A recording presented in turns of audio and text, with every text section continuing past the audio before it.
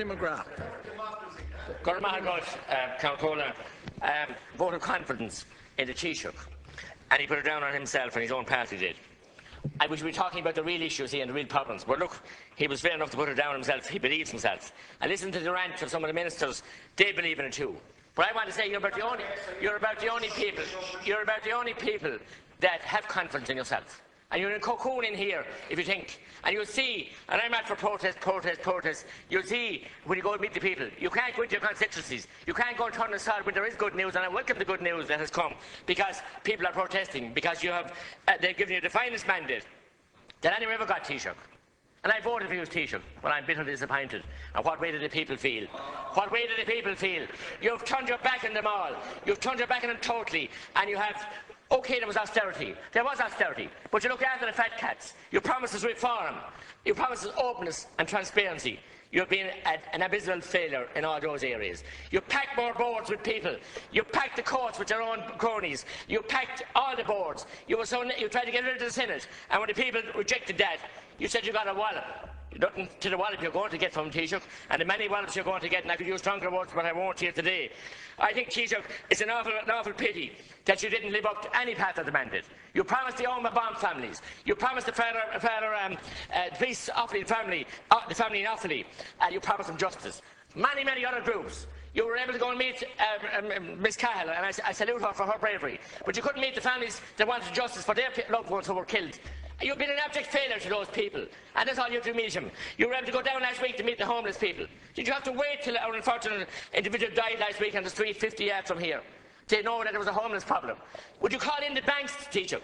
Would you raid in Nama, Taoiseach, who are making people homeless, who are terrorising a widow woman in my own county, where her own late husband had ended his own life, and now Nama, and I ask you to call off the hound dogs of Nama and the officials, and to stop them terrorising that family, in a decent family in County Tipperary, of whom you'll be aware of, and you should know, and your Minister Hayes knows, and other people know. It's a shame and disgrace the way the people have been making sacrifices here. We all bailed out the banks, and I was one who voted for the biggest mistake I ever made in my life, and now what are they doing? They're piddling and walking down on top of us all with great sanction from yourself and the Minister there, and letting them off with a prom and pat them on the back. There's 100,000 people awaiting eviction. And you talk about the homeless that are here. Try and sort out that problem by calling off the hound dogs of the bank's revenue. And as I said, Nama, the biggest and most dangerous, and I could use a word, I won't use it here, but it starts with a C, organisation of all. And it's a merry-go-round that are identifying properties. They won't sell them for the price they're getting from decent people who want to buy them. They're keeping them for their friends and contacts to sell them at knockdown price. It stinks and rotten to the core. And what they're doing to ordinary families is disgusting, Taoiseach. And I'm very disappointed about that.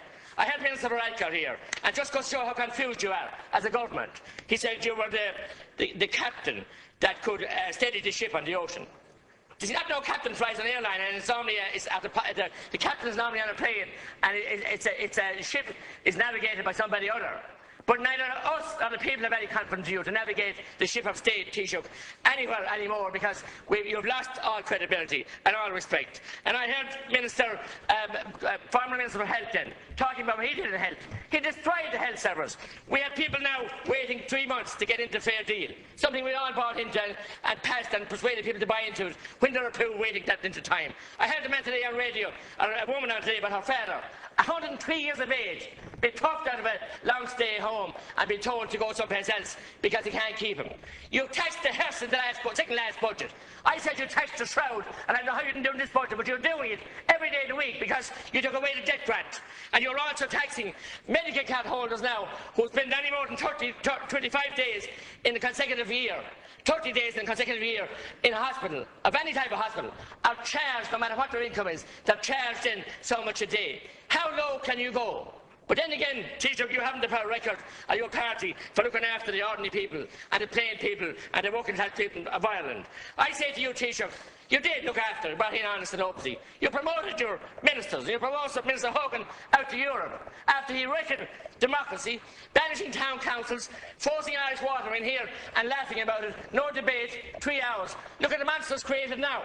You were all boasting, Fine Gael backbenchers. He was a great man, did all the heavy lifting. He forced Tipperary together, spite of Deputy Matthew McGrath. He was some man. He brought in property tax. Now he's gone to Brussels, to his pension scheme. He brought the train with him. and you did all the heavy lifting and the sky's falling down around you, you know what's happening. You're mesmerised. As my good colleague Deputy Hilly Ray would say, and I sympathise with the death of his late father Jackie, would say you were in a coma for 3.5 years. You woke up suddenly because the people have awoken. The people are awake now. They saw what was going on with the air grid in the country, trying to destroy our country. Put up pylons with something there was no need for, with no study on it, just bailing out your friends, giving the big business to your friends. And then with Ishkayan, I said at the time the only thing I liked about it was the name.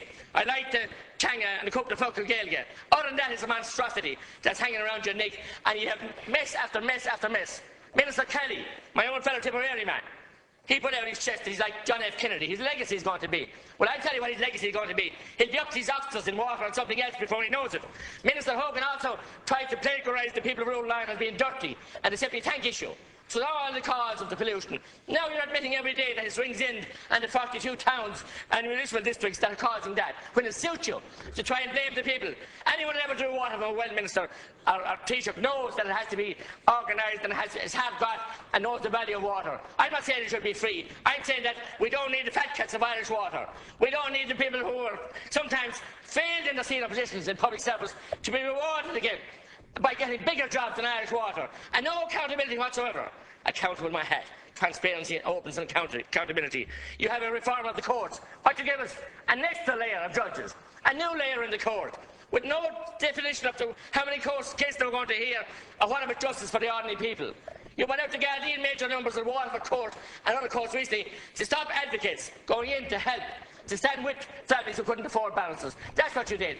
It's fair justice, and Minister Burton can say there, I said that you were tinkering with the social welfare bill, and you were, to try and avoid the mess and the damage Irish water was doing. Instead of dealing with people who are on the breadline, dealing with people who are made homeless, you decided to pay people €100 to register for water. If they have a septic tank and they have to have a well as well, you'll give another €100. And I heard on the news in the following morning, social welfare are going to take on more officials to administer this. What in God's name is going on? You will need to pinch yourself over there and wake up, because the people are out there and your epitaph is well written. It's written now for some time, and the people will be ready to write it. And when they're going to write it in their ones, they come in ones, and they go into the ballot box the first chance they get, and your epitaph will be written. You'll be banished to oblivion.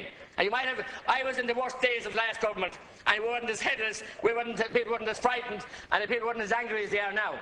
They promised so much to you in good faith. They gave the good faith as a stroke in the pin. They were promised hospitals. They were promised they wouldn't have abortion ban in this country. They were promised dozens of things. They were all rubbish and put down the drain. And I say, shame on you. And shame on the people who will vote confidence on you. As I said, we should be debating many other aspects here this evening. You talked about, Minister Bruton talked about the jobs, and Minister Burton as well, Taoiseach Burton as well. Yes, and the Minister for Diaspora. You have to appoint them because there's so many people going abroad working. You need to have permanent ministers overseas to try and look after them. And they're scrambling at the moment to try and come home to help their families for Christmas. And we should be having a joyous period here today at Christmas time, coming up to Christmas, not dealing with this motion that you put down because you believe in your own rhetoric. But I think, Minister, since you got rid of Frank Flannery, since Minister Hogan went to Europe, since your famous Minister of Justice, who refused to bring in scrap and precious metal bills, and many other, the great reforming minister, since they have left you, you are at sea, Minister, and you can't get your hand on the wheel, and you can't steady the ship. Because you've other ministers that might be talking confidence today and you at backbenchers, they're talking otherwise outside here, Minister, and in the constituencies, and they're saying that they're voting against this, and they're voting against this, Taoiseach, and that. I tell you, Taoiseach, your days are numbered, and the sooner you stand up and smell the coffee, and not visiting homeless people. Visit the people who the banks are terrorising. Visit the family in Tipperary, I ask you, and I'll give you the details, who NAMA are persecuting. A state organisation paid for by taxpayers, and they're treating people like that. The Black and Tans didn't do it. The Black and Tans didn't do it as bad, what you're doing, and that is fact. And you know it. You've closed down rural land with diktats of Europe, and with diktats from here, and you've closed down rural towns. None other than your own town of Castlebar. I was there recently. You should be ashamed to say you're representative, Minister. I know the people there, many of them are of the same. We saw the difficulty your brother got into during the local election. Rural Ireland, rural towns are stifled with bureaucracy. They're stifled with the banks who won't lend a shilling to anyone, only getting the bank levels right. And I say to you, Taoiseach, you have some nick to place a motion of confidence in yourself, because you can't have confidence. I ask you, look in the mirror. See the failure you've been. See the Omicron victims. And see the other people who you promised you give justice to. And how you failed them miserably and disgracefully. Remarkable.